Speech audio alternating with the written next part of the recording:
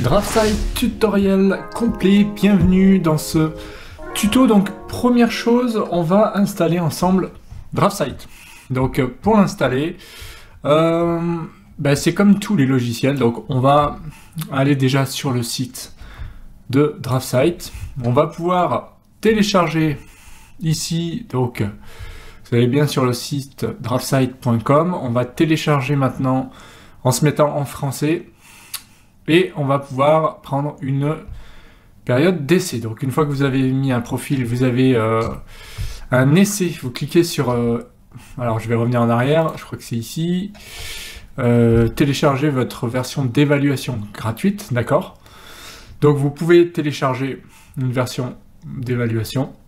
Et une fois que c'est fait, vous créez bien un compte, vous mettez votre adresse email, etc. Et vous pourrez télécharger comme moi pour Windows ou pour Mac. C'est comme vous préférez. Et ensuite, vous aurez ici le petit DraftSight, vous cliquez dessus et va commencer le téléchargement, l'installation, pardon, de DraftSight. Moi, je réduis ça ici, je ferme ça et je vais attendre tranquillement de voir ce que DraftSight va me proposer pour l'installation. Alors, on va mettre oui. Donc, on autorise déjà DraftSight à installer sur l'ordinateur, assez classique. Ensuite, on va installer, donc si vous avez une série, si vous avez une licence, vous pouvez l'indiquer, sinon vous avez le droit à 30 jours offerts, d'accord? Voilà, donc je vais laisser essai gratuit de 30 jours, suivant. Ensuite, on va mettre suivant ici, par défaut, hein. Ça va être... cette fonction, voilà, bon ça c'est si vous voulez importer. Sinon, moi je vais pas l'importer, voilà, je vais juste mettre DraftSight, voilà, suivant. Alors là on accepte, d'accord, comme d'habitude, donc vous pouvez tout lire évidemment, mais il faut accepter. Et ensuite vous cliquez sur installer et c'est terminé. Donc on va laisser l'installation de DraftSight se dérouler. Alors voilà, déjà on a le petit raccourci DraftSight qui est installé. Voilà, on va pouvoir cliquer sur terminer. Donc déjà on a terminé l'installation de DraftSight. Et là on voit ici, donc migrer les paramètres de 2022, bah ça c'est parce qu'il avait vu sur mon ordinateur des paramètres, je vais faire annuler. D'accord, ça m'intéresse pas. Si vous avez une version et que vous voulez récupérer vos raccourcis, etc., vous pouvez. Ok ? C'est juste que moi, j'avais pas fait grand-chose dessus.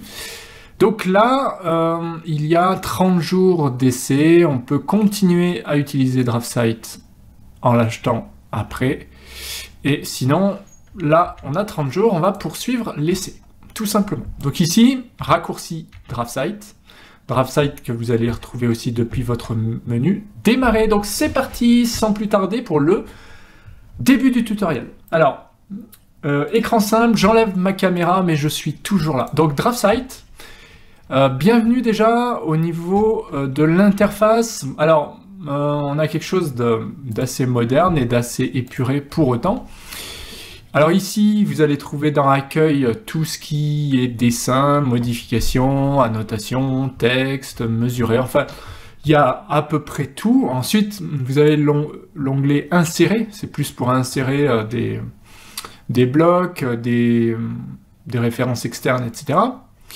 Importer des fichiers, insérer une image si vous voulez, annoter. Donc annoter, ça va être plus pour aller plus loin dans le texte, par exemple les cotes, mais quel type de cotes, les styles de cotes, les styles de texte, etc. Les tableaux. Paramétrique, ce sera plus pour la mécanique, pour aligner, pour contraindre des objets. Vue, pour gérer les vues. D'accord, administrer, bon c'est un petit peu plus compliqué. Sortie, tout ce qui est impression, mais on va retrouver ça. CTRL P, ça fait très bien le job pour imprimer aussi. BIM, donc BIM, ça va permettre, c'est peut-être une nouvelle option sur cette version-là, parce que moi ça faisait un petit moment que je n'avais pas testé. Effectivement, on va pouvoir insérer directement des maquettes et pouvoir finaliser dessus en BIM. Donc c'est plutôt intéressant. Hein. On voit qu'on va pouvoir insérer une étiquette, étiqueter des portes par rapport à la maquette qui a été réalisée. D'accord ? En général, on reste sur accueil, ça va très bien. Ici, on va avoir donc les nouveautés, les news, propriétés. Donc propriété très pratique pour sélectionner des objets. Home by Me, bon bah il y a une, il y a une palette Home by Me ici sur DraftSight, d'accord. Bon, donc on n'est pas obligé d'utiliser. Et ici on a autre chose, donc c'est générateur de G-code, d'accord. Bon, pourquoi pas, alors on va retrouver les unités, on va retrouver des scripts, des choses comme ça. Donc ça sera plutôt aussi pour la partie méca. Sinon, moi ce que je vous incite à faire, c'est rester sur propriété, sachant qu'on va pouvoir aussi rajouter des palettes. Alors première chose, cliquez bien ici, où vous allez pouvoir rétablir en principe la barre de menu, voilà, vous voyez. Donc moi, ce que je fais, c'est que je la remets, cette barre de menu, c'est celle-là. Parce que je suis habitué comme ça, et je sais que je vais retrouver, par exemple, dans toutes les cotes intelligentes, le dessin, donc tout ce que vous avez ici, finalement, vous allez le retrouver dans Format, par exemple, dans Toolbox, vous avez plus de choses, vous avez même le BIM. Enfin bref, vous n'êtes pas obligé d'utiliser tout ça, puisque vous l'avez déjà ici. Donc ça va pour moi plus vite, je reste dans Accueil, et je clique sur Format, outil de calque par exemple, si j'en ai besoin, style de code, directement, d'accord. C'est une manière de procéder, on va dire, mais moi, je préfère remettre la barre de menu en utilisant cette petite flèche, d'accord. Ici, ça va être les raccourcis rapides, donc vous pouvez rajouter propriété, si vous voulez, vous pouvez rajouter toutes sortes de choses, si vous voulez. Évidemment, on va laisser plutôt par défaut rétablir tout ça, donc ça c'est assez pratique d'avoir ces barres d'accès rapides, on va dire, d'accord. Voilà pour le début du tutoriel. Ensuite, on va retrouver là les présentations et l'espace modèle objet. D'accord, donc là on va travailler sous l'espace modèle ou objet pour AutoCAD et feuille pour les présentations. D'accord. Ici, vous allez retrouver les options, donc ça peut être les annotations, les échelles, donc liste d'échelles qu'on va pouvoir personnaliser. Ici, si on veut passage à modèle, ok. Donc là, on va aussi trouver TB Layers, ça c'est l'aimant, donc comment on va s'accrocher là sur la grille par exemple. Donc si on active ça, eh bien on va pouvoir s'accrocher. Si je fais une ligne là, je vais m'accrocher à ce... C'est comme un aimant quoi, qui va venir sur la ligne, d'accord. Donc ça peut être des choses comme ça. Moi, ce que je recommande, c'est de ne pas utiliser la grille, ni d'utiliser ça. Ortho, alors ortho, ça va servir à une chose. Vous voyez, quand j'ai fait ma ligne, elle part dans tous les sens, ma ligne. Alors là, d'ailleurs, il faut que je désactive l'accrochage est monté, vous voyez, sinon ça rame un peu, donc là c'est mieux. Ortho, en fait, ça va contraindre mon objet ici, soit comme ça, soit comme ça. Donc ça m'évite d'avoir des traits qui ne soient pas droits. La même chose, polaire, un petit peu différent, pourquoi? Parce que si vous faites clic droit, vous allez pouvoir faire sur paramètres et choisir les angles. Par exemple, ça peut être tous les 45 degrés. D'accord? Donc je vais faire OK, et là, tous les 45 degrés, j'ai un guide qui s'affiche. Voilà, 45, 45, 45, etc., etc. D'accord? Donc j'ai un guide de partout, ça va me permettre de faire des objets comme ça, tous les 45 degrés. D'accord? Donc on voit que là, je pourrais travailler rapidement et sereinement grâce à ces objets-là. Voilà. Bon, ça c'est pour le côté polaire ici, sachant que c'est soit ortho, soit polaire.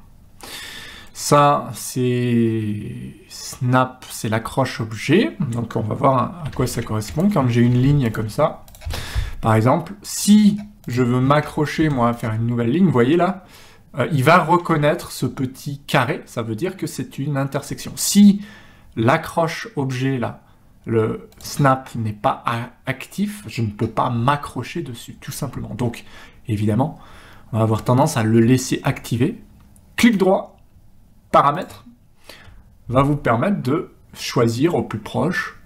Bon, je vous le déconseille, mais plutôt si c'est le point du milieu, est-ce que vous voulez aussi le centre d'un cercle, est-ce que vous voulez le centre géométrique pour un rectangle, voilà, donc on va pouvoir choisir comme ça l'intersection, perpendiculaire, tangente, etc., etc. Donc vous sélectionnez ce que vous voulez, en général là comme ça va très bien, vous voyez là, je m'accroche là, et je vais pouvoir m'accrocher là-bas, directement. Mais ça me permet d'avoir quelque chose de correct.